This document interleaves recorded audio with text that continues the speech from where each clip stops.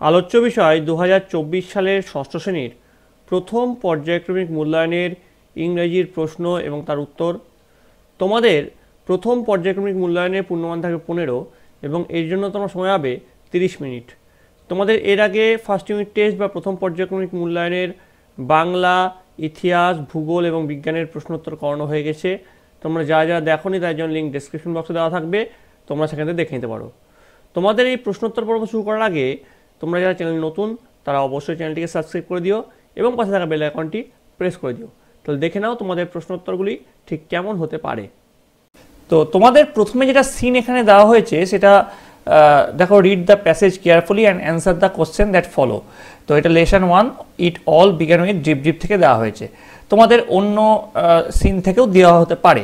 তো এইখান থেকে কী টাইপের কোশ্চেন আসতে পারে একবার তোমরা দেখে নাও। যদিও তোমরা এটা পড়েছো, আমি তাও একবার এর বাংলা মানেটা একবার বলে দিচ্ছি। A tiger was caught in a storm. একটি বাঘ ঝড়ের কবলে পড়েছিল। He had wandered near the village looking for something to eat. সে গ্রামের কাছে ঘুরে বেড়াতো কিছু খাবারের খোঁজে। On the outskirts of that village lived an ill tempered old woman. মানে সেই গ্রামের উপকণ্ঠে এক অসুস্থ বৃদ্ধা মহিলা থাকতেন। তারপরে দেখো, the tiger huddled in shelter close to the wall of the woman's hut. মানে বাঘটি মহিলার কুঁড়েঘরের প্রাচীরের কাছে আশ্রয়ে আটকে ছিল। The old woman was feeling very ill tempered that night. বৃদ্ধ মহিলাটি সেদিন খুব অসুস্থ বোধ করছিলেন। The rain water was leaking through the roof. ছাদ দিয়ে বৃষ্টির জল গলে পড়ছিল। There is no escape from this drip drip, she muttered angrily. এই ড্রিপ ড্রিপ থেকে রেহাই পাওয়া যায় না, তিনি ক্রোধে বিড়বিড় করছিলেন। Pushing her bed around the room to keep it dry. শুকনো রাখার জন্য ঘরের চারপাশে তার বিছানাটি ঠাটাঠি করতে হতে। তারপরে দেখো, she shoved the bed and a tin trunk against a wall. তিনি বিছানা এবং একটি দেওয়ালের বিরুদ্ধে একটি টিনের ট্রাঙ্ক সরিয়ে দিলেন। The wall shook. দেওয়ালটি কাঁপল। This drip drip will be the death of me, she shouted. এই ড্রিপ ড্রিপ আমার মৃত্যু হবে, তিনি চিৎকার করে উঠলেন। The tiger on the opposite side of the wall felt the wall shake and was frightened. প্রাচীরের বিপরীতে বাঘটি প্রাচীরের কম্পন অনুভব করেছিল এবং ভয় পেয়েছিল। The drip drip must be a very dreadful creature, he thought. Drip drip অবশ্যই একটি খুব ভয়ঙ্কর প্রাণী হবে, সে ভেবেছিল। Meanwhile Bholenath the potter was out in the night looking for his donkey in the storm. এদিকে ভোলেনাথ কুমোর রাতে বাইরে বেরিয়েছিল, ঝড়ের মধ্যে তার গাধাটির সন্ধান করছিল। Suddenly he saw an animal huddled in the dark against the wall of the woman's hut. হঠাৎ সে দেখতে পেল যে অন্ধকারে একটি প্রাণী মহিলার কুঁড়েঘরের দেওয়ালের বিপরীতে গুটিসুটি হয়ে বসে আছে। এবার দেখো, এই যে তোমরা সিন প্যাসেজটা দেখলে, এইখান থেকে তোমাদের কী টাইপের প্রশ্ন আসতে পারে দেখে নাও। Tick the correct alternative. তো প্রথম যে প্রশ্নটা সেটা দেখো, the tiger took shelter near the house of. তো এটার উত্তর হবে অ্যান ওল্ড ওম্যান। তারপরে দেখো, দ্য ওল্ড ওম্যান ওয়াজ কি সফট স্পোকেন নাকি ইল টেম্পার্ড নাকি সাই? উত্তর হবে ইল টেম্পার্ড। তারপরে দেখো, she the tiger thought drip drip was, এটা কি এ ক্রিয়েচার। এবার দেখো, rearrange the following sentence in the correct order and put the numbers in the given box. এখানে হাফ করে আছে, 6টা প্রশ্নের উত্তর দিতে হবে, 3 নম্বর পাবে। তো দেখো এখানে যে বাক্যগুলো আছে একবার দেখে নাও। She pushed her bed around the room to keep it dry. The tiger took shelter outside an old woman's hut. Bholenath was looking for his donkey. A tiger was caught in a storm. Bholenath saw an animal huddled against the wall of the woman's hut. The old woman was ill-tempered that night. তো প্রথম যেটা হবে, প্রথম হচ্ছে এটা, 4 নম্বরটা হচ্ছে প্রথম। 2 কোনটা হবে? 6 নম্বরটা হচ্ছে 2। তারপরে দেখো, she pushed her bed around the room to keep it dry, এটা হচ্ছে 3।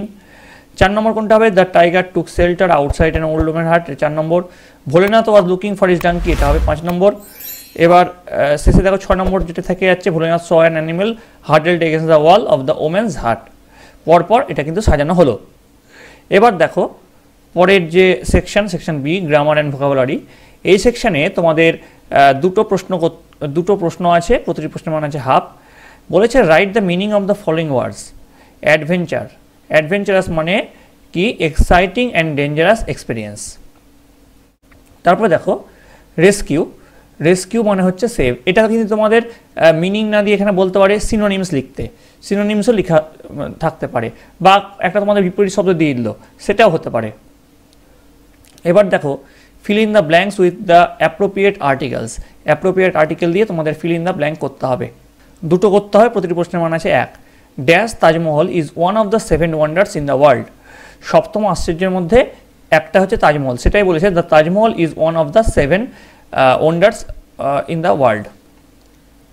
2 number, give me dash 1 rupee note, give me a 1 rupee note, কী হবে এখানে এ 1 রুপি নোট, তাহলে এখানে দাটা শূন্যস্থানে বসছে। আচ্ছা, তোমার যে এইগুলোই আসবে সেরকম কোনো ব্যাপার নয়, তোমাদের এই টাইপের প্রশ্ন আসতে পারে, আমি একটা নমুনা শুধুমাত্র প্রশ্ন দেখাচ্ছি তোমাদেরকে। তারপর দেখো কি বলেছে, identify the abstract nouns and collective nouns in the following sentences, write them in correct table given below. প্রতিটি প্রশ্নের মান আছে 1, 4টে করতে হবে। তো প্রথমে দেখো কি বলেছে, অ্যাবস্ট্রাক্ট নাউন, অ্যাবস্ট্রাক্ট নাউন দেখো এর মধ্যে কী কী আছে, এই পাঞ্চুয়ালিটি এটা অ্যাবস্ট্রাক্ট নাউন, আর অনেস্টি এটা হচ্ছে অ্যাবস্ট্রাক্ট নাউন। আবার কালেকটিভ নাউন কোনটা, কালেকটিভ নাউন আমি দেখাচ্ছি, দেখো কালেকটিভ নাউন দেখো আর্মি, দেখো আর্মিটা হচ্ছে কালেকটিভ নাউন, আর তোমার এ বাকে অফ ফ্লাওয়ার এটা হচ্ছে কালেকটিভ নাউন। তাহলে সেগুলো কিন্তু আলাদা করে আমরা লিখলাম। এবার দেখো বলেছে change the number of the following words, এখানে নাম্বার চেঞ্জ করতে হবে। প্রতিটি প্রশ্নের মান আছে 1 করে, দুটো আছে দেখো সিঙ্গুলার প্লুরাল, নাম্বার চেঞ্জ মানে কি সিঙ্গুলার থেকে প্লুরাল অথবা প্লুরাল থেকে সিঙ্গুলার, যে কোনো একটা করতে হতে পারে। তো চাইল্ড থেকে চিলড্রেন, ঠিক তেমনি গুজ থেকে গিজ, হ্যাঁ এটা হচ্ছে নাম্বার চেঞ্জ হলো।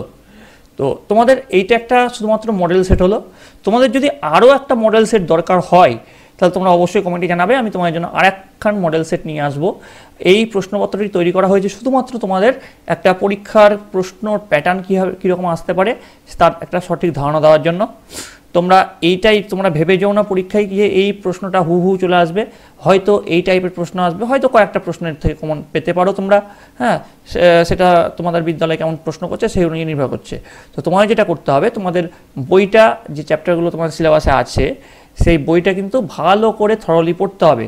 সেখানে তোমাদের বিভিন্ন গ্রামার সেকশন আছে, সেখানে বিভিন্ন ভোকাবুলারি সেকশন আছে, সেগুলো ভালো করে করতে হবে।